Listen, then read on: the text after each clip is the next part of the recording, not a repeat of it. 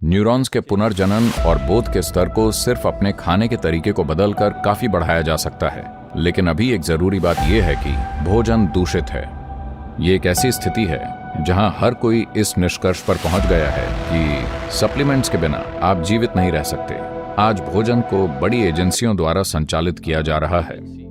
जब मैं एजेंसियों, बड़े व्यवसायों, बहुत बड़े वाणिज्यिक उद्यमों की बात कर रहा हूं, जहां वो अगर भोजन को 1% भी दूषित करते हैं तो वो अरबों डॉलर कमा सकते हैं। जब इस तरह का मौका हो तो हमेशा भोजन को अलग अलग तरीकों से दूषित करने की प्रवृत्ति होती है, या तो कुछ समय तक रखने से, या उनके स्टोरेज के तापमान को कम करके, या उनमें असल में कुछ मिलाकर।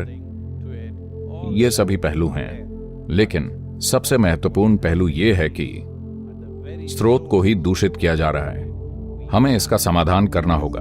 उत्पादन स्तर पर भोजन दूषित हो रहा है, न केवल उत्पादन स्तर पर बल्कि उत्पादन के आधार पर ही, जो कि मिट्टी है, वही दूषित है। तो जब हम दुनिया में ऐसी स्थिति पे पहुंच गए हैं जहां हमने अपने जीवन के स्रोत को ही कई तरीकों से दूषित कर दिया है या उसे कई तरीकों से कमजोर कर दिया है, तो अब समय आ गया है कि जब भोजन पर रेगुलेशन बनाते समय उत्पादन के तरीके, उत्पादन के साधनों और उत्पादन के स्रोत को भी निश्चित रूप से इस दायरे में लाया जाना चाहिए। आज जो भोजन हम खाते हैं उससे मिलने वाले पोषण के स्तर में काफी कमी आई है, और चूंकि हमारी अर्थव्यवस्था मार्केट द्वारा तय होती है, इसलिए वाणिज्यिक ताकतें हम पर शासन करती हैं। इस वजह से वनस्पति जीवन की विभिन्न प्रजातियां जो हम खाते थे, उनकी संख्या घटकर बस 12 से 15 रह गई है। लगभग 100 साल पहले हम वनस्पति जीवन की 200 से 230 प्रजातियां खा रहे थे। आज हमारी अधिकांश आबादी वनस्पति जीवन की सिर्फ 12 से 15 किस्में खा रही हैं। ये विविधता मानव जीवन को बनाए रखने के लिए पर्याप्त नहीं है। ये एक ऐसी स्थिति है जहां हर कोई इस निष्कर्ष पर पहुंच गया है कि सप्लीमेंट्स के बिना आप जीवित नहीं रह सकते, क्योंकि भोजन पर्याप्त अच्छा नहीं है। हाँ, इसका एक हिस्सा सच है। दुर्भाग्य से भोजन पर्याप्त अच्छा नहीं है। ऐसा इसलिए है क्योंकि मिट्टी पर्याप्त अच्छी नहीं है, और जब मिट्टी पर्याप्त अच्छी नहीं होती तो हमें समझना चाहिए मिट्टी, भोजन, शरीर एक ही चीज के 3 रूप हैं, वो अलग नहीं हैं।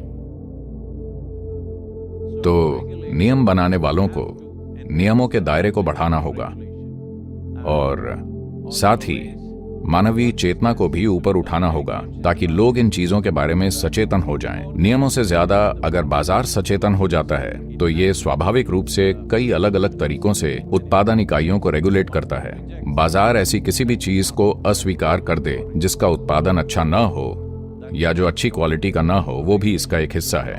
लेकिन अभी एक जरूरी बात यह है कि भोजन दूषित है। जब मैं दूषित कहता हूं तो इसका मतलब यह नहीं है कि इसमें किसी ने जानबूझकर जहर मिलाया है। नहीं, इसमें जरूरी पोषण की कमी के कारण वो दूषित है। और ज्यादातर समय लोग सुपरमार्केट से जो खाना खरीद कर खाते हैं वो 1 महीने, 2 महीने या 3 महीने पुराना हो सकता है, और अगर वो उसे घर ले भी आते हैं तो फिर वो घर में रखा रहता है। और आज ये दिखाने के लिए कई सारे अध्ययन हैं। मैं खास तौर पर ताजा खाने पर जोर इसीलिए दे रहा हूं क्योंकि प्रोसेस्ड फूड और बहुत ज्यादा जड़ता वाले भोजन का सेवन करने से कब्ज होता है। आज कई विश्वविद्यालय इस पर अध्ययन कर रहे हैं और वो कह रहे हैं कि कब्ज और दिमागी क्षमता संबंधी समस्याएं काफी जुड़ी हुई हैं। लेकिन कुछ ऐसे डॉक्टर और प्रकाशन हैं जो कह रहे हैं कि रोजाना This Victorian idea अपने मलाशय को खाली करने का ये विक्टोरियन आइडिया वाकई जरूरी नहीं है। अगर आपका पेट हफ्ते में 1 या 2 बार भी साफ होता है तो ये काफी है। ऐसी बातें करना खतरनाक है। बात बस इतनी है कि आप मरेंगे नहीं, लेकिन अगर वेस्ट मटेरियल शरीर में लंबे समय तक रहता है तो शरीर में हर चीज कमजोर हो जाएगी। जरूरत से ज्यादा प्रोसेस्ड फूड खाना, ज्यादा नॉनवेज खाना, in the food, all these things will bring constipation, and today world is suffering from various kinds of psychological derangements. इन सब चीजों से कब्ज होता है, और आज दुनिया कई प्रकार की मनोवैज्ञानिक समस्याओं से पीड़ित है, और 50-60 वर्ष से अधिक उम्र के लोगों में बोध में गिरावट एक बहुत बड़ी चुनौती है।